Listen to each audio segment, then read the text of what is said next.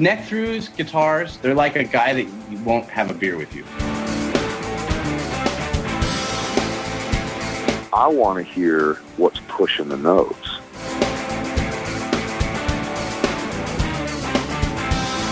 Freddie King and B.B. King, Albert King, and let's not forget Burger King.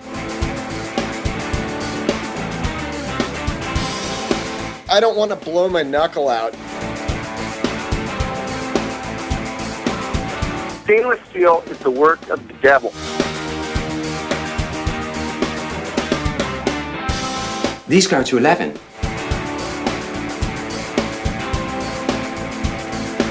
From the East Amplification Tone Labs in Baltimore, Maryland, it's the Amps and Axes Show with your hosts, Jeff the Godfather of Low Wattage Amps Bober and Mick Marcelino. Well, good day to you, Mr. Bober. Good day to you, Mr. Marcelino. Hey, it's a beautiful day in Rogers. In Mr. Rogers' hood. Yeah, in Mr. Right. Rogers' hood, it's a great day. Right. And you know what? Even in the summer months, you guys are really spreading the word, and we can't thank you enough. That's right, man. We could not do it without you. You and your friends. That's right. And please, when you tell your friends, because we're asking you to, so nicely, make sure you tell them that you heard it here first. Right, because you probably have. And, hopefully we'll bring you another first today. Some people might not even know that this person is in this particular band now because it just recently happened to him. Yeah. If you follow the current country music, you may know of a band called LOCASH. So we're going to take a break, pause for the calls, and we're going to be back with the newest member of LOCASH, Mr. Billy Campbell. Hey, this is Melina Moy, and you're listening to Amps and Axes. All right, and we are back as promised with our guest of the week, Mr. Billy Campbell. Billy, how are you, my friend? I'm good. How are you all? Doing well, man. Doing well. Thanks for taking the time to be on. No problem. This is fun. I'm looking forward to it. And Jeff, as I always do, I always have a little bit of a story. I was perusing through Instagram, and I came across and Billy, I don't know if it was actually it was your posting, but I think it was like one of the guitar magazines or guitar. Yeah. They reposted you playing, and I was like, what in the world? I mean, you were just ripping like nobody's business. So I took a look, and then I was like, wow, you were doing all this country stuff, and you were, it was a lot of clean stuff that was like, not insane fast, but it was done very tastefully. And I said, Jeff, we got to get the guy on. So, and cool. It was like the first time ever I messaged a guy on Instagram, and he got right back to me, and I was like, get out of town. So here he is. Yeah, nice. That's awesome to hear, man. Yeah, I don't, I've never been a big, I'm probably way, behind where I should be with the social media stuff, but I don't even have a Facebook, but I used Instagram a little bit as a tool, just kind of put up a couple different playing examples, something I can send a link or reference to, kind of like a enhanced resume for me. And that, the videos, I've tried to get better at hashtagging and, getting people to see them. But I had that one video, I think I was playing my black telly, like the Sir telly, and that one kind of blew up, man. It went like over 100,000 views. That's the first one I had like that. So that's wow. Yeah, man. That may have, maybe that played a part in getting the LOCASH gig, just getting more exposure. But that was a really helpful thing. Cool. Well, we'll get to that gig because you've done a lot before that. So I don't know if you're familiar with the show, but we take our guest on a trip in the Wayback Machine. Yeah, and we're going to find out where Mr. Billy Campbell came from, like where you were born and raised and how you got into this wonderful world of music. So give us some history. Sure. So awesome. Sorry. Yep. Have it. So I was born and raised in Columbus, Ohio. I lived there most of my life. In fact, I lived there until my early 20s. But I didn't start playing. I started playing guitar kind of late. I was just a typical unfocused, just kid, but I think I started around 15 or 16. I had a guitar maybe a year or so before that, but it was kind of just decoration. I didn't do much with it. So I got pretty heavily into it, like kind of suddenly one day. It was, I was like, okay, I think I want to learn how to play guitar. And so, we had a couple of music stores, and this was very much, let me think here. We're talking 90s, I guess, late 90s, early 2000s. So it was VHS was still around. I kind of loaded up on all the REH videos I could find because the guys looked like rock stars on the cover, and I was like, okay. So they must be good. They must be good. They looked the part, and man, I took to it. I just played. I was an only child at the time, so I mean, I just had no siblings, and friends were off doing sports, and I don't want to do sports. I wanted to play guitar, so it was just me in a basement pouring into REH videos all day. So I got really into Paul Gilbert, was Vinnie Moore. I love Sean Lane, Greg Howe, like the pentatonic stuff, like the Greg Howe stuff like that. I loved all that. And I still do love that. Was there anybody musical in your family? Mom, dad, grandparents, anything? Did it come from anywhere? If you combine my family into one giant cosmopolitan, the answer would be yes. But individually, my dad played a little bit. I don't think he knew chord names or any theory, but it was kind of, he was doing 1-4-5s without knowing it was 1-4-5s kind of thing. You know what I mean? Mm-hmm. So it was cool as a kid to just see someone making music, and that was guitar. That was a guitar, yeah. But I'm sure that planted the seed of like thinking, hey, playing an instrument is cool. People like when you do this. This is a good way to make friends. You know what I mean? Yeah. And you said you just, one day went, I want to learn how to play guitar. Was there any band or player that stimulated that? Or you just like, this looks like fun. This is what I want to do. Well, at that time they were still playing music videos on TV. And I remember, some of the early, the big magazine cover type bands like Metallica. I loved the James. James was like, I still love James's playing, but like hearing like the riffs and the, all this energy come through in music and AC/DC stuff. Like the big iconic bands. That was just, it's hard to pinpoint an exact inspiration, but all that stuff together mixed with just the age I was coming into, where your friends are going to play sports and I wasn't doing that. So you look for something. You know what I mean? Sure. And it kind of culminated with like, I've got this guitar. I'll just learn how to use this thing. Cool. There's no better story really. It's just, it is what the inspiration, the spark hits when it hits. Right.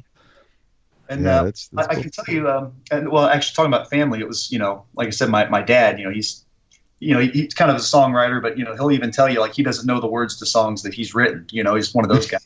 But my mom, she had this amazing memory. I mean, it would be way beyond even what I can remember right now. She knew every name, every song, every record, every musician and every band you could ever think of. It was incredible, really. And wow. But it was kind of like a combination of talking music with her and hearing a little bit of music from him. And, I'm sure that was my base, Mm-hmm.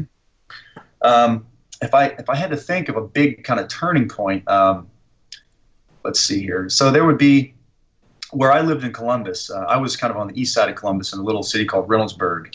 But, there weren't a lot of big musical shops, but we did have a couple cool ones. They had some like boutique stuff. There was a shop that carried like Anderson guitars. They had like boogie amps and stuff. And that was, you see those in magazines and videos. You're like, oh man, that's cool. I want to hang out at this shop, And there was a really great guitar player who taught part-time and he would tour the other time. But his name was Rob Marcello. He played in the band Danger Danger.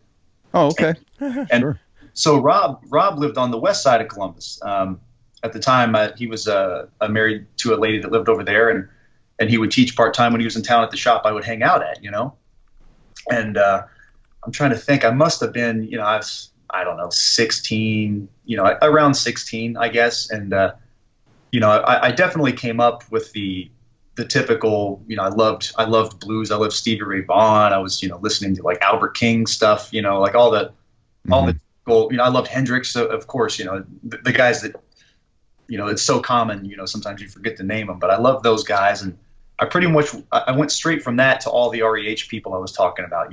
So I would go in the shop and start playing On the Loose or something. Some deep cut from Racer X, and then Rob's a Swedish guy. You know what I mean? So I remember him coming up like, "Hey, Bill, man, you sound pretty good, man. You like Racer X?" I was like, "Oh yeah, it's like my favorite band." So we would hang out a couple times in the shop, and eventually that turned into like, "Dude, why don't you just come over? We'll hang out, we'll play."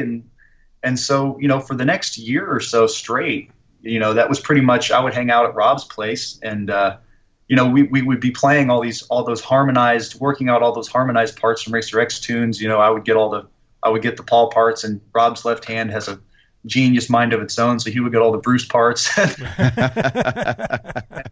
Nice. We would do that till 3 or 4 o'clock in the morning, a couple nights a week for like a year, and then wow, that was a really pivotal. Some of my fondest memories are of that period. You just hanging out with Rob, playing that harmonized stuff nonstop. That was a blast.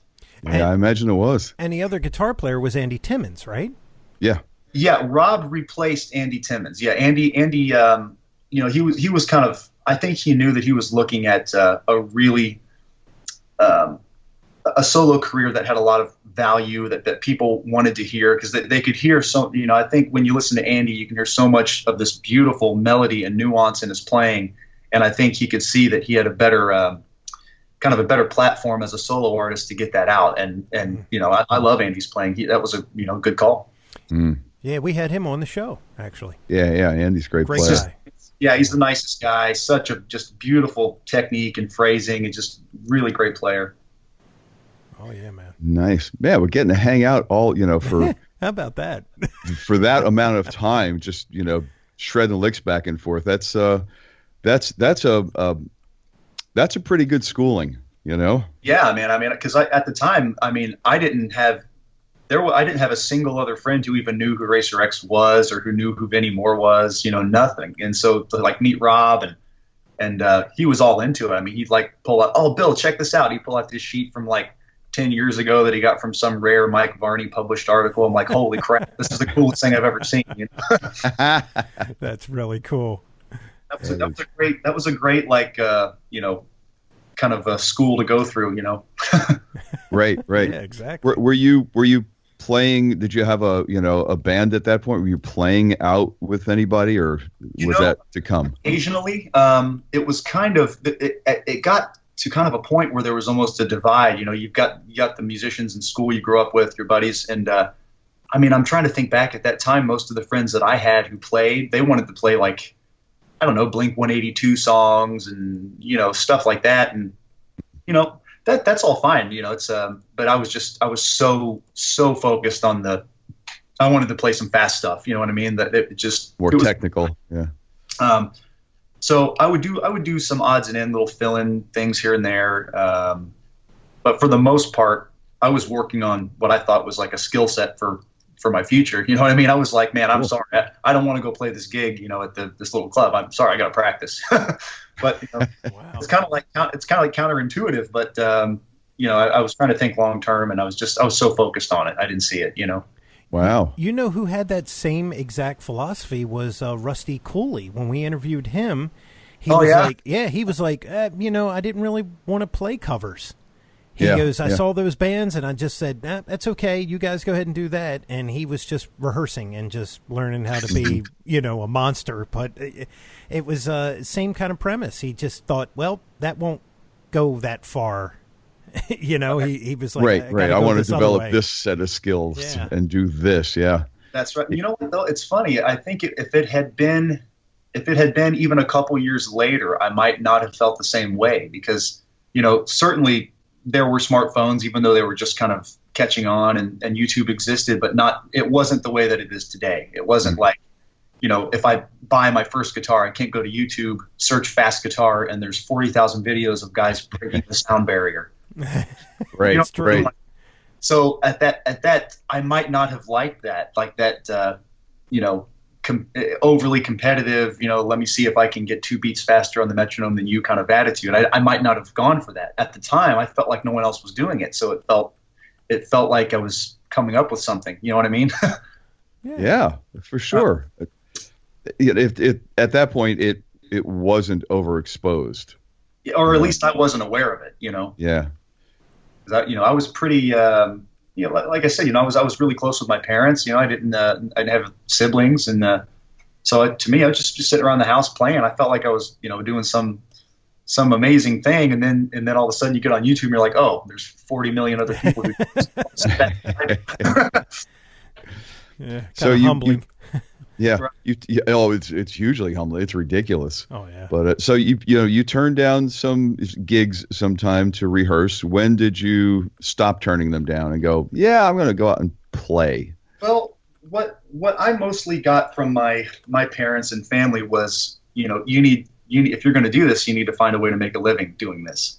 I didn't so much get supported with the pipe dream kind of I want to be a rock star stuff. I got supported with, okay, we'll help you, but you're going to find a way to make this work, provide for yourself, provide for your family, and that was kind of the focus. So, talking about Rob, I think I was almost 18. This must have been about 2005 or 6, maybe. But anyway, he had took me out to a NAMM show. He got me a badge to go to my first NAMM show, and so I went out there with him and his wife at the time, and at that time, NAMM was.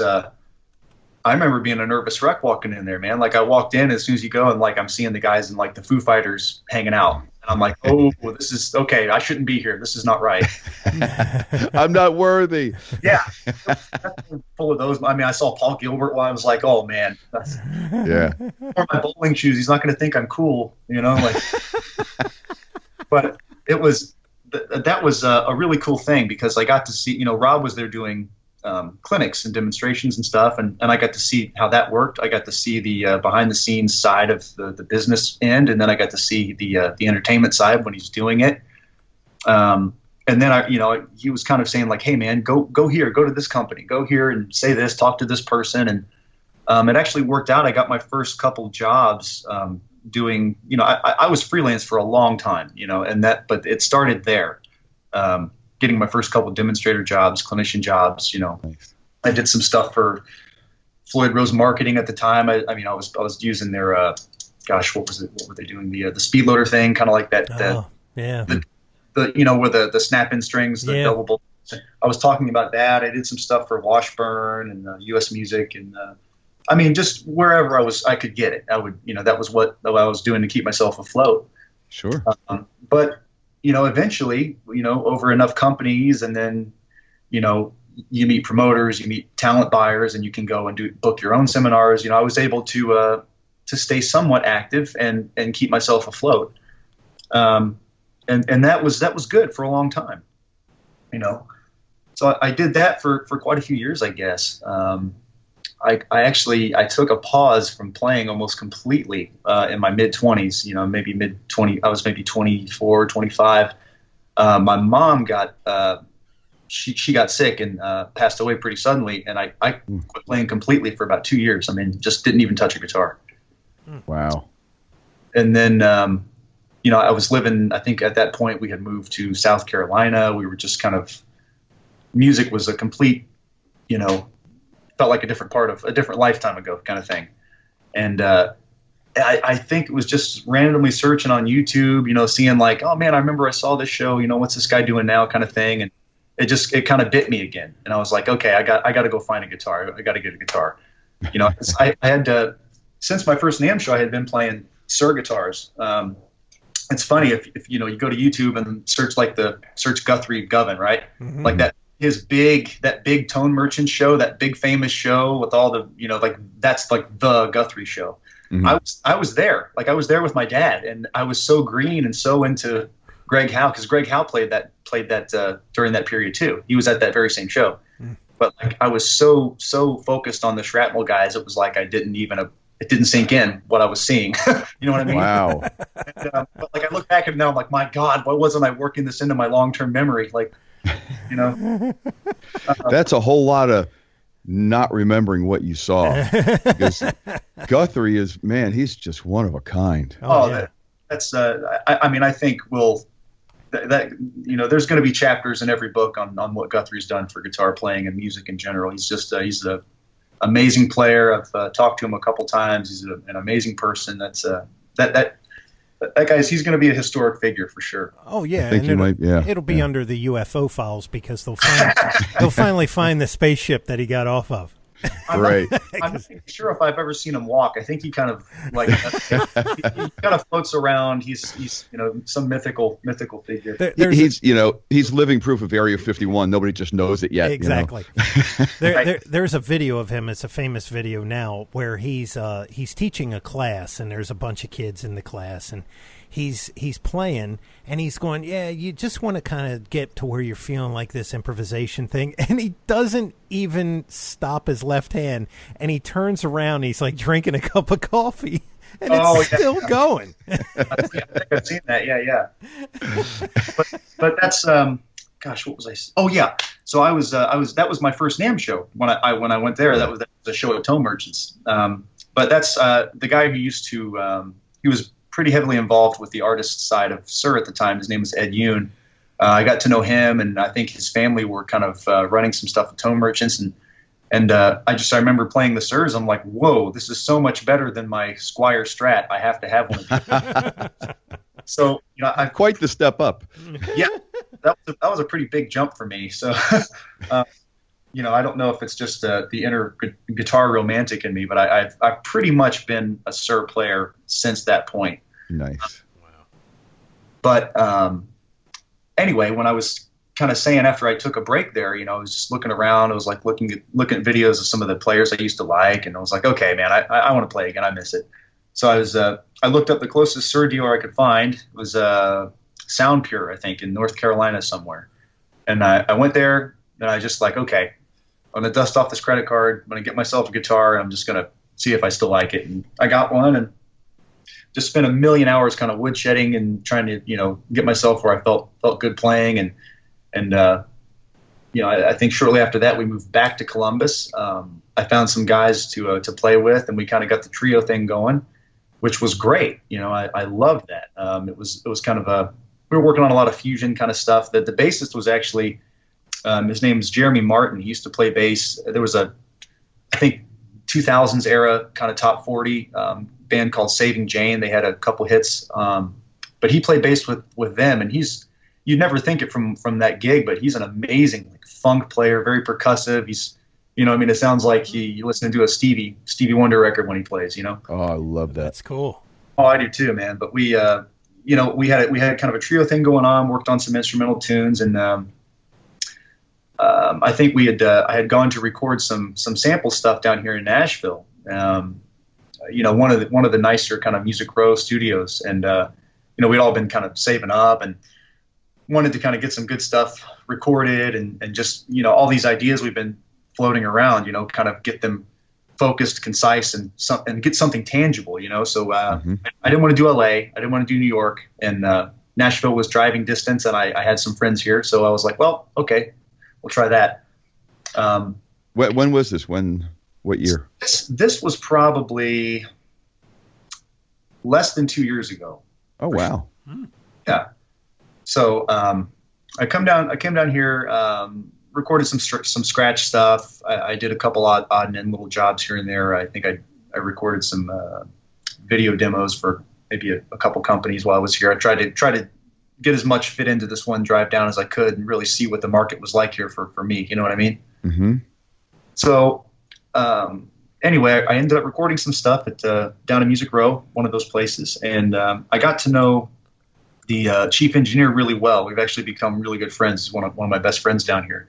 But at the time, I was just, you're so intimidated by all these guys who are doing this every day, making a living. It's when you talk to a guitar player early about making a living in music, it seems just like some huge, mythical, far-fetched thing that's, beyond grasp. And then you come here and you see these guys who are doing it. It's intimidating, Absolutely. And there's a lot of them that have been doing it for a very long time there. Oh, absolutely, man. So I mean, the musicianship here is just incredible. I mean, these country guys, the bluegrass, the players. I mean, it's on another level. You watch these guys play, and it's hard to make some really beautiful music unaccompanied, and these guys are just pro at that.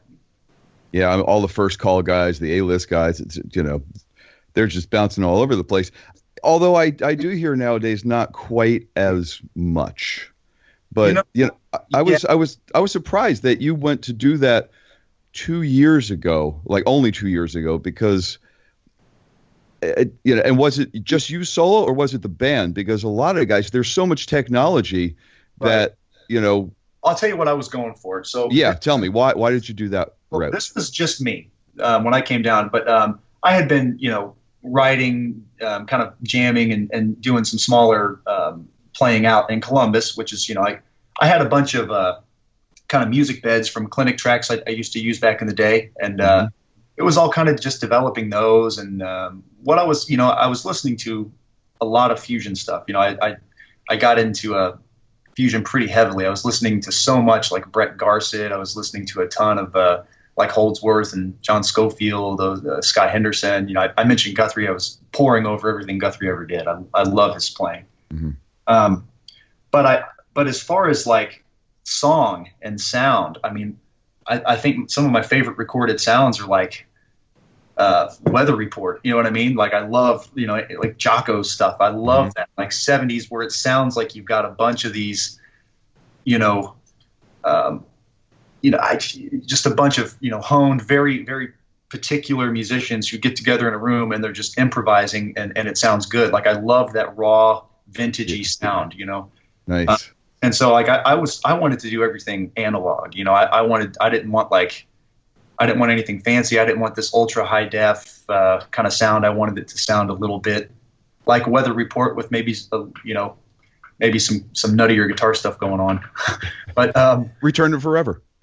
Yeah, there you go. But so I was kind of looking for a room and I was looking for gear and stuff, and that's why I kind of settled on one of these studios down here. And I brought in I knew a couple of the session guys that I brought in. Some of them I didn't know, but I got one of my. We become pretty good friends too. He's an amazing drummer. His name is Near Z. He played with Genesis. He's played with John Mayer. That guy's just he's like a perfected metronome. It's amazing to watch him play. But we got him, my good friend Craig Nelson on bass, and then Mike Rojas played keys, and that was really neat for me because in the trio format, I don't normally get to play with a keyboard player, and I mean, he was just throwing all these, all the stuff that I don't normally get to geek out on, like upper structure triads and all these chromaticisms, and he's just throwing them out like it's, he was born speaking the language. It was amazing to watch Mike. Nice. But that was really fun, and I just remember saying, like, guys, I don't want to give you any direction, man. I was like, I put the changes down on the paper, other than that, go have fun with it. I'll do my part when I'm shutting up and getting out of the way. You have fun with it. It was that kind of thing, and everything I played for those tracks, I was very like, it took me maybe a couple months because I wanted to do it all like single take. I didn't want to have any punches. I wanted it to kind of be raw. Like if I was sliding around or did something, maybe I was thinking and a hesitation. Like I wanted it in there. I didn't want it to be like. Sure. I didn't want it to sound like I'm hitting a start button on a pad and everything's, right. You know what I mean with that. Perfect and quantized and everything. Yeah, right. I did not want that. So yeah, warts and all, man. Warts and all, man. Like I don't, I've always been a pretty straight up gear guy. Like I don't use a lot of stuff. I pretty much go straight to the amp. I'll kick on like a compressor sometimes for a lead, but that's about it. So it was kind of like, I wanted things to feed back and ring out, and I wanted to hear sliding and all those little things. I wanted that. So it was kind of just finding a room and a studio and a bunch of guys that got it. And man, down here, it was a blast working with them. So I was more so thinking, obviously that kind of music, the goal is not commercial success. So for me, it was more so resume, get something tangible that I can share, and experience, learn how the session scene works here, learn how the engineers, learn how the owners, work with each other.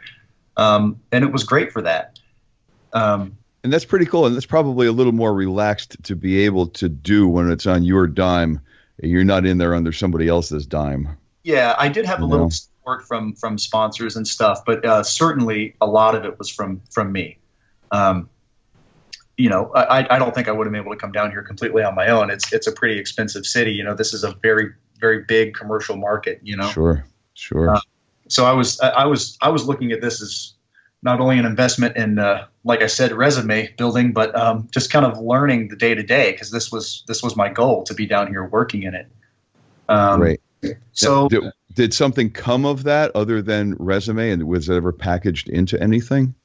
Those particular sessions, I didn't. Well, I can kind of follow it up. So after that was done, I was still living in Columbus, so back to Columbus. But I had really made a lot of good connections here, and just the late night mixing and all this stuff, talking with the engineers and the players. It's like, you're like, man, because they don't get a lot. 99% of the tunes that are recorded and produced down here are commercial country music. And so I remember it was the other session guys and we had a lot of fun. It was like, man, we never get to do this stuff. This is, because there's all sorts of modulations, there's weird time signatures, and they're like, man, this is like, I haven't done this since school, but they're like, dude, you ever think about moving down here? Because we would be playing around in the studio, and I would do some of the Brent Mason country stuff, or I love Johnny Highland. I would try to do like Highland licks, and they're like, dude, you should move down here, give it a shot. And, the engineer's like, yeah, man, we'll get you plugged in, move down here, give it a shot. And I was like, well, maybe I will. So went back to Columbus. I started making plans with the trio to kind of do some touring. And around the same time, I started to get a few more calls for sessions, and I was doing remote sessions. So like I had a studio at home, just good amp, good preamp, good interface, and it'd be fine. Mm-hmm. And I started getting more and more calls for that. And so solo stuff, income has to take precedence at some point. So solo stuff would be pushed a little bit. And eventually, it was kind of like, okay, I think I'm getting enough where it makes sense to move there full time instead of go back and forth and try to do remote stuff. It makes sense to make the move. So we did. We moved here about, I guess, 6 months ago. I've been living in Nashville for about 6 months. I took when I got here, I was doing some odd and end kind of sessions wherever I could get them. Anything, because keeping afloat when you move to a city is a big part of it, being able to stay here, so. Well, and you have to be out there to be visible too. And that's right. A lot of time it's like, okay, what do you got? Yeah, sure, I'll do it. Right. And you've got a million other great players out here trying to do the exact same thing. Right. So for me, it was like every grassroots thing you can imagine doing. Every session I could get, yes, I'll do it. I go to all the guitar stores, Grunes, Carter's, play, a couple days a week, just play, be heard, talk to people. You know what I mean? Right. And I took a band, or I guess kind of a fill-in spot, but with a local band, kind of a smaller band. And that was great. The tunes weren't straight up country. They were a little varied, and at least it got me playing downtown and some of the neighboring cities. And I learned a lot. I learned a lot about gigging in Nashville. It's very fast paced. Load in is quick. Mm-hmm. You don't talk a lot between songs. Tear down is quick. It's fast paced. Oh yeah. I learned a lot about that, and in a pretty short amount of time, which was good. Because it's one of those things in a saturated market. Everyone wants to do it, and there's just not a lot of opportunity. So I was grateful for that, even the small band. Sure.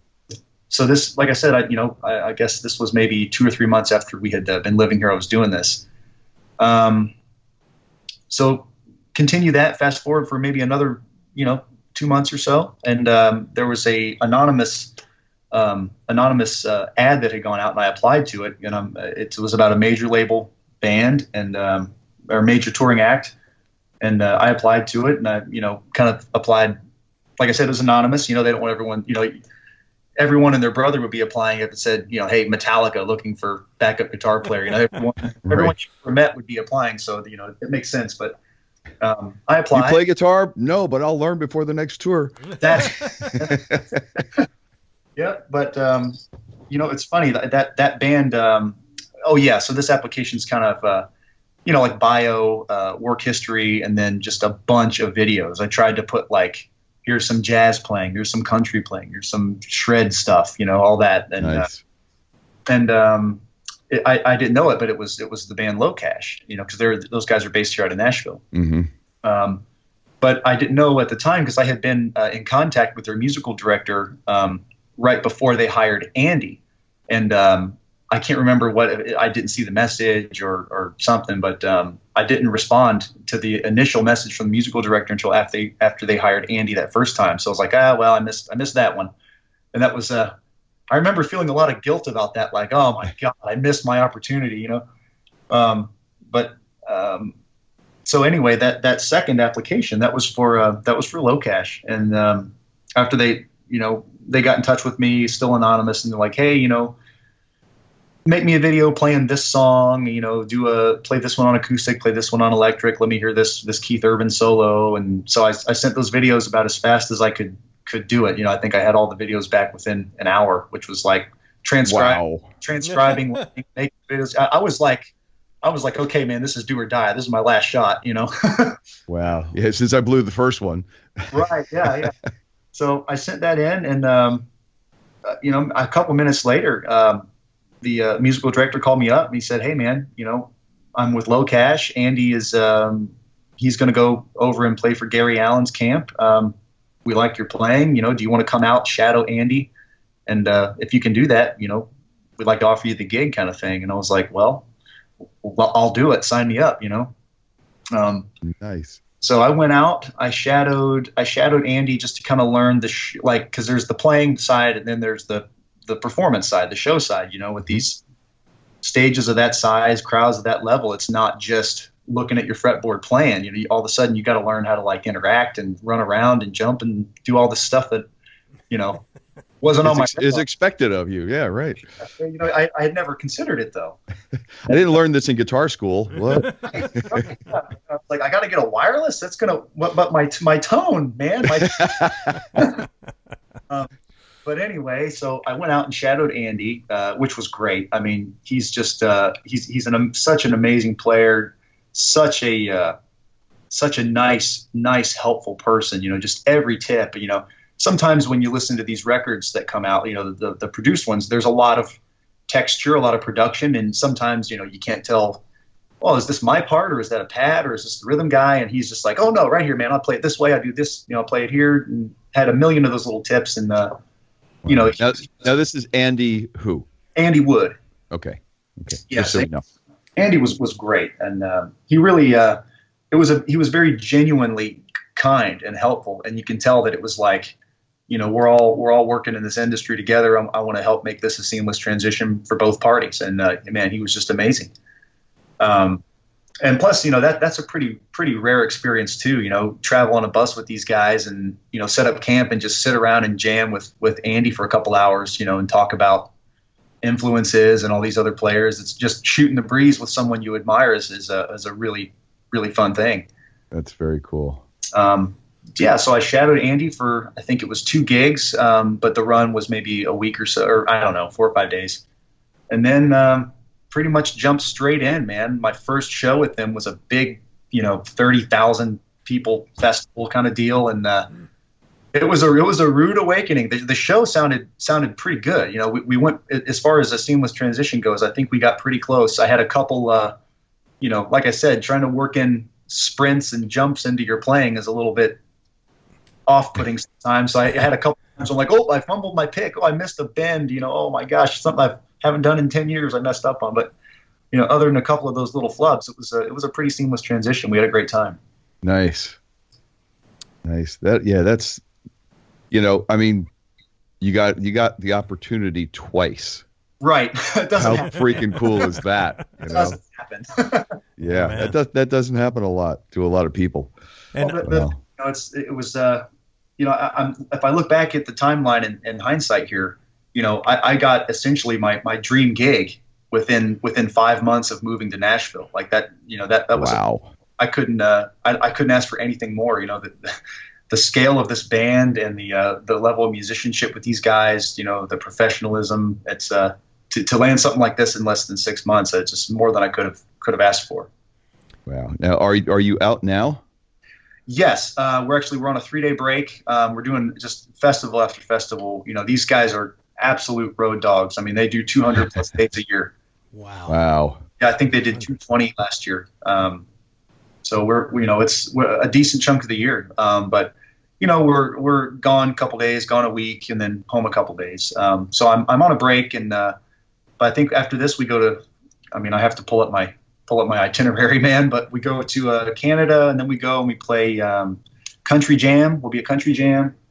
But I mean, pretty much nonstop till. I think the boys are doing some acoustic stuff, opening for Tim and Faith in October, and then I think it might slow a little bit after that, but not for too long. So, wow, cool. Now, still the same guitars? Same guitars, man. I'm a creature of habit. Really. Yeah, let's move into the gear world. Yeah, let's do that. So, I think all the guitars I'm using and playing right now are Sir Moderns. The only things that and the spec is even pretty consistent. The only thing I'll change, I've got one. There's a lot of chordal work, so sometimes I won't. I've got one that's not as flat of a radius. I've got a bright neon orange one that's all beat up, and I use that one a lot. And that's a 10 to 14 inch radius.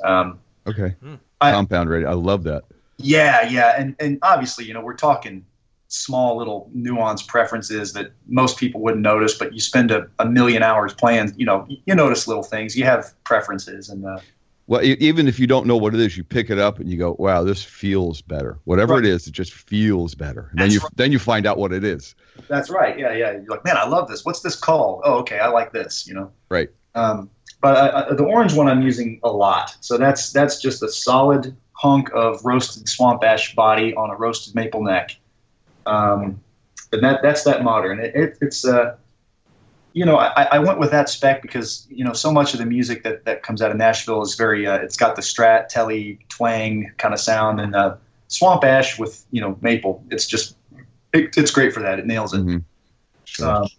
I use the Sir pickups on all my instruments. They're my favorite pickups of any even aftermarket ones I've ever used. I've got the SSH Plus in the bridge and the SSV in the neck. They're like a medium hot output. I don't like a real hot pickup. And they're bright, but there's not an ounce of harshness. So for me, it's perfect. Nice. Yeah, and I noticed that like Doug Aldridge and of course Pete Thorne, he's a Sir endorser, but it seems that the Sir pickups, man, they've found some magic in those things because a lot of people like them. Oh, they're amazing. It's even the other guitar player in our band, I think he was putting Sir pickups in a couple of his guitars. It's they've just got this whole philosophy on making things where they're like, I don't care what it is, amps, guitars, pickups, whatever. They're like, well, let's find historically the things that people love the most, and then let's find the best version of those, and then let's make our version of those. And they nail it every time. I love that company. I can't say enough good things about their stuff. That's cool. Very cool. Very cool. Yeah. And I've been around for a minute. That's right, man. Yeah. When I first played them, they didn't even have a 24 fret model. I think back in 2005 or 6, the shreddy guitar that they made was the standard 22 fret one. And even that was killer. Like that was, I had like some import 24 fret guitar that made me feel like I was signed on Shrapnel record label that I kept. It was certainly not what you would call a high quality instrument. And then I remember just kind of going back to the 22 fret thing when I played the Sir. I'm like, man, I don't care. I don't need those 2 extra frets. This guitar plays amazing. Nice. Well, yeah, it all depends. 9 times out of 10, you're not going to need them. So why compromise? Right. Yeah. But I was very happy when they did come out with the Modern, the 24 fret. Cool. And the company was Mesa Sir, right? When it Pensa Sir, that's right. Pensa yes. Sir. That was Rudy Pensa. Yeah, that's right. And that was a small shop, right? In New York, yeah. Yeah, that was kind of the Dire Straits looking guitars and all that. You know, the orange was it like an orange quilt top kind of deal. Yeah. But Sora, I mean, they're all great guitars. You know, I mean, I think I actually played one of those. I think for me, man, I'm just a dirty denim kind of guy. That was too pretty for me, man. I need something that looks beat up, you know. Right. Yeah. You know, you got one that's relict. You know, not that looks like it's relict, just got a couple of dings in it. You know, I've got some of the relics some of these guys are making now. It's beyond over the top. It's beyond. Yeah. If you threw the guitar down a flight of steps every day.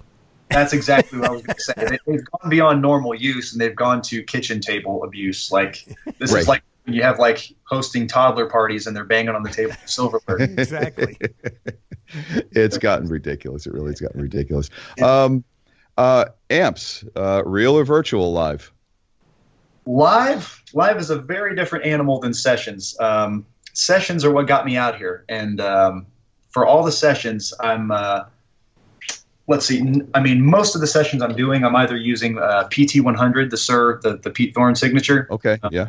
The newer one. The older one was fantastic, but the newer one, I just, you know, you put enough miles on something and, you know, you feel like you need to trade it in just so it works every time, even though I've never had an issue. It's like a mental thing, you know. Well, it's got to be reliable, like right out the gate. That's right. Sessions, yeah. So, yeah, man, it's cutthroat. You have a bad session here, you're shot. So, but I like to use the PT100, and I've got a couple Friedmans that I rely on heavily. I mean, I've got a small box, and then the small box 50, and then the 100-watt, the BE100. And you know, I don't know if you guys have played those. The overdrive is legendary, but the clean sound. Some people would say it's like a more of a British kind of clean sound. Mm-hmm. Man, I use that for everything, even like country clean, spanky stuff. I mean, I use the stock Friedman clean sounds. I love that stuff. I mean, there's no reason not to. You know, a Fender clean it's got more of a mid scoop. That's right. Where his has more of the British mid presence. But you know, a good clean's a good clean. I don't care which end it falls on. Oh, and you know, thinking like production, you know, you've got, you know, a million layers and a million textures of stuff that are all taking up that mid high frequency range. You know, you got to get something that's going to cut through there. Right. And you know, I really use my guitar and the spec on the guitar for a lot of the tone changes. You know, I can split pickups. You know, I can put it in combinations that make it sound like tellies and strats, and you know, you combine that with kind of a warmer, fatter, clean sound, and it fits right in the mix. You know, I've generally had good feedback from engineers and producers and stuff, so I'm just stick with what I like. Nice. Live has been quite a change for me going with LOCASH. So the bands I've done before LOCASH, I would typically use a small tube head. You know, I was using I had one of the little Friedmans, the 20-watt Friedman. That was great. I've used a couple smaller combos. But with LOCASH, everyone in the band is going direct. We're all going direct. Mm-hmm. And I was terrified to do this before I had actually, in theory, I was terrified, right? It's probably direct in ears, right? Yeah, in ears. Yeah, that's right. We're all running in ears, all running direct. So for direct, I'm using the Fractal, the X8 unit, mm-hmm. And just a single expression pedal. I don't run two or anything like that. It's about, you know, size and transportation was a big thought in putting this rig together for me. But honestly, I love it. I almost prefer it now than using an amp on the road. You know, I think, you know, even discussions have come up about getting these massive set carts so we can all bring amp rigs out. And I'm like, man, it takes me 30 seconds to set up on show. Like, I don't know that I need it that bad. This is fine. You know, you don't blow a tube, you don't blow a fuse. It sounds the same every night, and it sounds great, you know? Yeah, I mean, there's a lot of people are getting a lot of good results with it. And I do have to say, I mean, I'm a dyed-in-the-wool tube guy, but I do have to say the technology has gotten better. Oh, for sure. It's you definitely feel like you've won the tone lottery if going digital is your thing. If you've been digital for a decade, going up from a generation one pod to what you have now, right. It's like, things are looking up. Considerably. I'll tell you, my gripe with the digital stuff in the past had always been kind of those, everyone talks about this, but the in between, you can get a great clean, you can get a super heavy, full saturated sound, but when I'm playing out, I don't even change channels. Like if I'm using an amp or direct for that matter, going from clean to dirty is all volume knob. I mean, I blow through volume pots on my guitars every couple months, like for real. That's funny. I'm not for real, man. I don't change amp channels or anything. But the fractal, this thing, it can get me to a very nice, convincing sounding clean by just knocking the volume knob down, and it works great, And I've got one of those blower switches on there, so I can press my button and go to full output bridge pickup for solos without losing your setting on the volume knob. And I mean, doing that, man, I feel like I've got all the tone options I need, and I don't have to think about a lot. I can kind of focus on doing the show well, playing the parts right, and it's been good using it. So I love it. Fractal AX8. I'm pro AX8. And that's the floorboard. That's the one that's all, it's a pedal, Jeff. Yeah. It's not a rack mount unit. So they make the FX8 and they make the AX8, and you're using the AX8. I was thinking FX8. Yeah, I was thinking the other unit. Yeah, so they got two floors now, and the AX, I guess, has the amps in it too, right? Is that what it is? Yep, right. I'm modeling. This is the amp modeler. The FX8 is just effects. Gotcha. The AX8, I think I'm modeling a Friedman. When you hear, if you go to any LOCASH shows, man, I use the same amp. It's the Friedman BE100. I think it's Brown Eye. Yeah, that's right, man. There's a couple ones. It's like there's a regular and a V1, a V2, I think, in the modeling, but I'm using the regular one. I set all my tone settings straight up the middle, and the gain is on about 2. And wow. I stay there all night, man. I'll kick on a compressor for lead stuff that has a little bit of a gain boost and squashes it a little bit. And then a trick I actually picked up from Andy. I put a filter on the end of my signal chain, and I give it a neutral 3 decibel boost for solos, so that the front of house guy doesn't have to tamper with my fader. I can just hit my button and he can go right on. That's pretty cool. Nice. Yeah, don't touch the fader. We mix from here. That's good. Yeah. Well, no, I mean, because typically, you don't want your guitar to cut through a chorus the same as it would on a solo. So sure. When you start playing fast stuff, the engineer's got to slam the fader up, and sometimes that can have disastrous results if you're, maybe I change patches and it's too low, and then he cranks the fader too high. Things can go funny. So I just put a little bit of a boost in my signal chain at the end, and great. Wow. Yeah. Now, do you guys travel with an FOH guy or not? Yeah, we do. He's okay. Actually one of the nicest people. This guy has got magical ears, man. He hears things that birds and dogs can maybe hear, but I have no idea what's going on. But he hears it all, man. We call him Turbo, but he's a really, really great guy named Evan. Yeah. Well, nice. I tell you what, I'm listening to this, Jeff, and I'm hearing him, tell us all this stuff, and I'm thinking his roadie has got to love him. The front of house guy has got to love him. Everybody, because you're like, well, just throw this pedal board on the floor. I'm not really even going to touch it. Right. You hook these 2 XLRs into it, and you don't even have to worry about the faders. Just put them up to where they are and then walk away. That's it, man. Wow. That's the whole setup. Yeah. And see, we got to tell our listeners this is how you get the gig. Dude. That's right. Be a good guy. Be easy to work with. I'll tell you what else. I'm sorry. Go ahead. No, it's, the biggest one that we always hear is just don't be an asshole. That's it. That's it. Like it's at the end of the day, it's still a job, and right. The kind of the recipe for success in any job is respect your coworkers, do the job well that you were hired to do, and don't make waves. Right. Yeah. So if another thing though is I travel extremely light. I mean, I do the entire LOCASH show regardless of tuning with one guitar. Yeah, Good God. Yeah, I seriously, unless I break a string, which hasn't happened, yet, I don't change guitars. What kind of strings?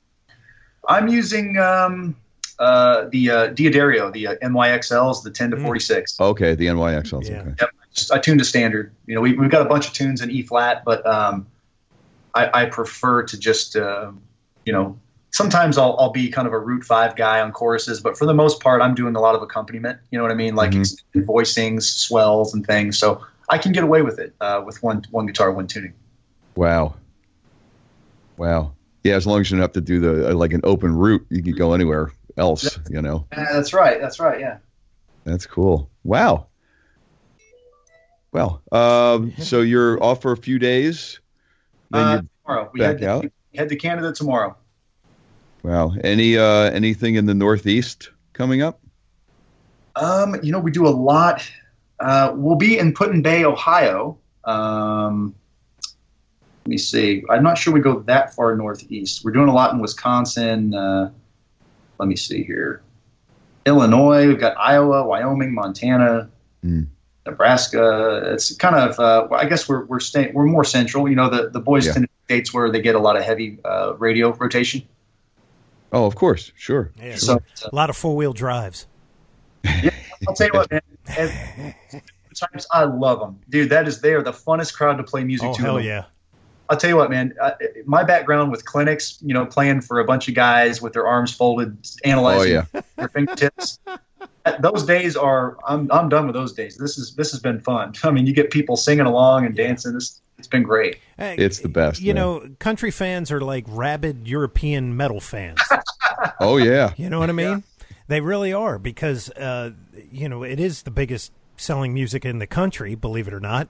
And and when you go to one of these shows, like you said, you do these festivals and you're looking at 70,000 eyes. And I mean, they're singing along, they're dancing, they're there to party and enjoy the music. They're not there to see, what major seventh shape I used over that, outro. Right. So, did you hear that? He put an 11th in this time. Yeah. Technically it's correct, but I don't know if I like it. I went to a Steve Morse clinic and it was that, and you could just see the look on Steve's face, like, I just want to go down to Ram's Head and play. I gotta do this, I wanted to. It is what it is, but it's all playing and it's all music and it's all good. That's right. Oh, I wanted to talk to you about the 4. You sent us over 4 1-minute chunks of your songs.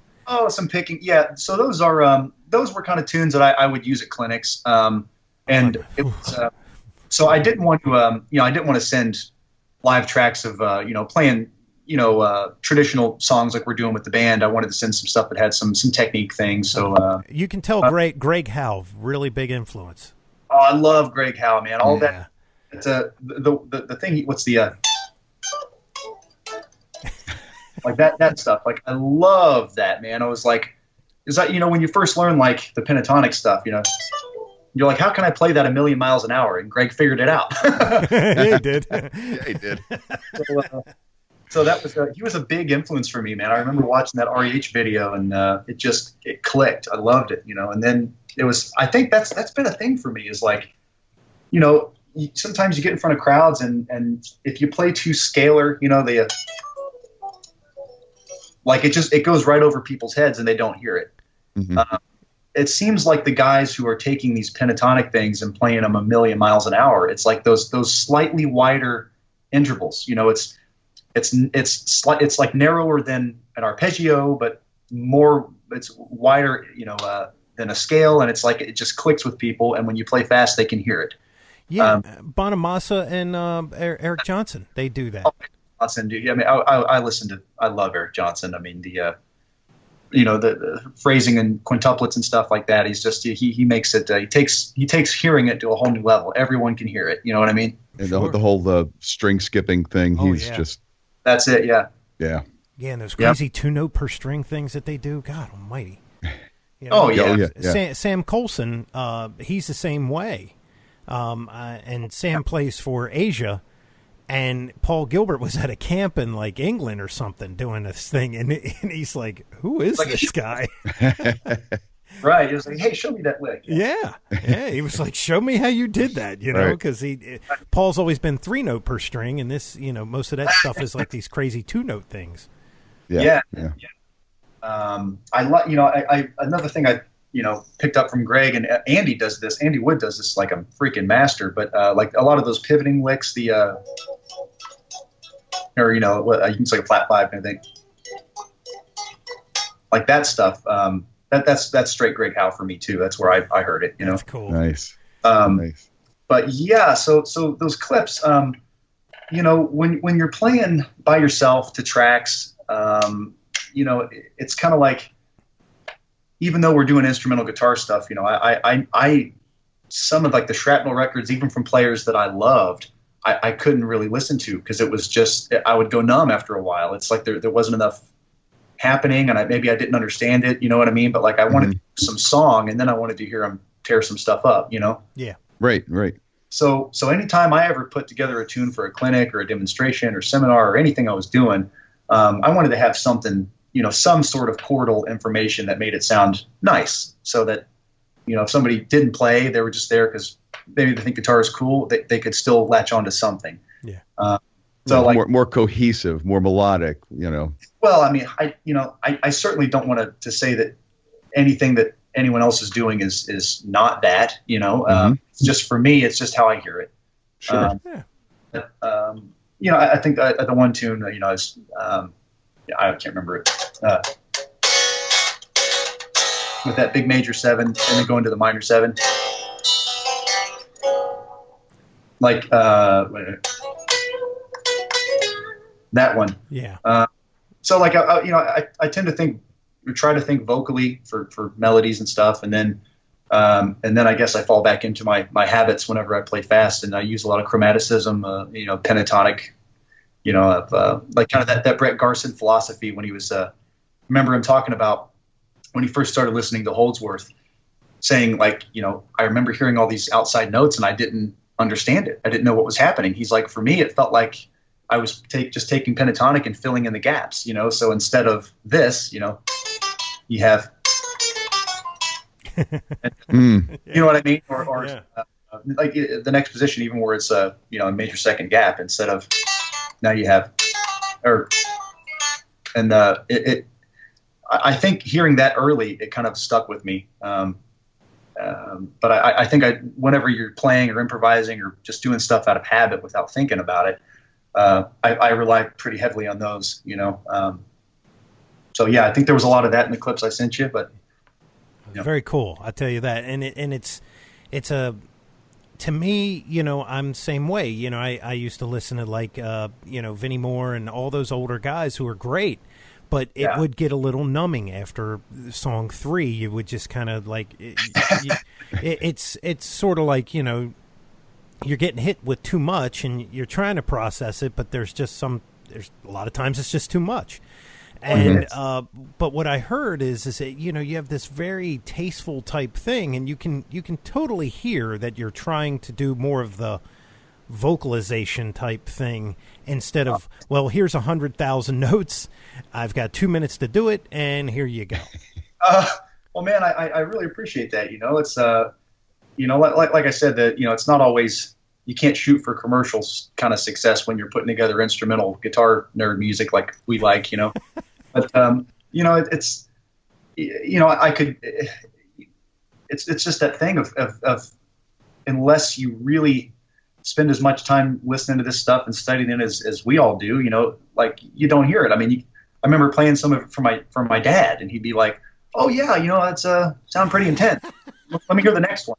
And I'd be like, "Man, that was like I killed myself trying to get that right," But like it's like all about the intervals, So you could play just this, or I could go, So it's same notes, just put them in a different order, change the intervals, change the gaps, and all of a sudden somebody who doesn't play can hear what I'm doing. And it's all, the more you play, the more you learn to play to the song. Like, what does it really require? How how does it fit in there? And just because you can do it doesn't mean you should do it. Right. I mean, it was, I was so into jazz. I had done some classes at Berkeley, and Berkeley's a jazz school. And we spent a lot of time studying these guys. I used to listen to so much Coltrane and just Miles Davis, all the monumental guys. But even though it's a cliche, I still love it. But they were very much like about the motif. You listen to this motif, and it's essentially they have this one idea, and they state it, and then they restate it, and then restate it, and restate it all throughout the song in all different sections. But it's different, but it makes sense, and it makes you, it develops this connection to what you're listening to. And I mean, you don't have to be a musician to have that music affect you emotionally. Right. And that's just a really neat thing. And by no means do I claim to have a grip on what they're doing or be able to do that. But that's just how I like to listen or think about music, Yeah, that's very cool. But whatever you have done on your path has gotten you to where you are now, and that's it's kind of different from where you started out, and that's very cool. That takes growth. It takes an open mind, and it takes saying yes to opportunities. That's it, man. Just say yes to everything. Do whatever you can. Like I said, I was never very good at the online or the social media promotion. I mean, I see so many posts where it's like, I mean, guys have woken up in the morning, filmed themselves all day, and posted everything they did. It's like I can't do that. I mean, I can't. Yeah. But for me, man, it was getting here was a blessing for sure. But my favorite thing was just playing. I just wanted to play. It was like if I, when I was younger, if I didn't take a gig here or there, it was because I wanted to be open for larger things. I just wanted to play music and be out in front of a lot of people, and I love the interaction with the band, the other musicians, with the singers, the crowd. It's that was my favorite thing. And so I think if that's your focus, performing, playing, creating music, genre, it goes away. It doesn't matter anymore. It was just one of those things where I don't care what accent you want me to play with here. I just want to play, and I think if that's your goal, then, you'll find a way to get there. There you go. Yeah, man. Well, you did. You did. Yeah. So, I mean, congratulations. This has been a recent occurrence for you. So congratulations. Oh, thanks, man. I really appreciate it. And enjoy every damn second on deck, man. Oh, yeah, man. It's been a blast. Everything about it's been great. So that's really cool. Well, thank you for taking the time, and much continued success. Have a great tour wherever it takes you, and let's do this again, man. We'll get on and we'll do some updates, and we'll keep in touch. Oh yeah, for sure. And sure. I will send you this link when it goes live in a couple weeks. Mm-hmm. And of course, all your if you have a website, any of that stuff, it's all going to be on your show, and that will live in perpetuity. That's right, because we want to make sure people go out and check out your stuff. Because, dude, you're like one of these cats, man. I'm like, talking to you and hearing your, how you are, and it's like, man, gotta spread you around. Oh, man. And just and give props. Absolutely. And I tell you, without support from guys like you and just people who love music and love guitar, what would we'd have a lot fewer opportunities to make a living at this. So I mean, we're the gratitude's all on this side of the Skype. Well, nice, Billy. We appreciate that too very much. Absolutely. All right, man. Awesome. Well, safe travels. Enjoy yourself, and much continued success. All right. Thank you very much. This was fun. And there you have the story. It's so refreshing to hear a guy that's younger, to have that drive, that attitude, and it's just so simple, right. Just so simplified. It's literally what you're hearing is that cat's hands 100%. Right. He's not hiding behind a curtain of anything. No, he's hiding behind a volume control, and he's not hiding. That's you can't hide there. You can't. I'm telling you, man. When I I had the high gain stuff when I played and I didn't use any effects, I was like, "What are you doing to yourself?" It's an exposure, man. It's like being it's like being naked. Yeah. Well, when you're like that, you can't suck. You just can't. You have to know your stuff and you have to execute well. Jeff, you can suck. Take it from one who knows. But you're not going to be on that gig if you do. Oh, let me tell you, you sweat a little bit every now and then, but it's a good learning experience. Honestly, I think as maybe like a learning tool for some of the people that are listening, kind of just plug straight in, and even though you're going to be by yourself or whatever, and you're just practicing on your own. That'll tell you where your shortcomings are. Well, you know what? I mean, even one step further, just pick up any electric guitar in any room in your house. Don't even plug it in. Yeah, that'll tell on you real quick. Don't even plug it in.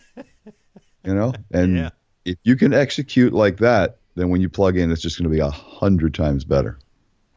Absolutely. Yeah. Yeah. 100%. Cool. So until next time, my friend. That's right, because, hey, we might have somebody else on that just had a fantastic experience in life. I am Mick Marcelino. I'm Jeff Bober. And we're always saying, onward.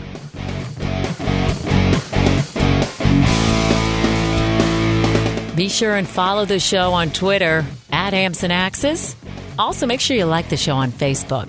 For news, comments, and everything else, visit the webpage ampsandaxescast.com. Thanks for listening.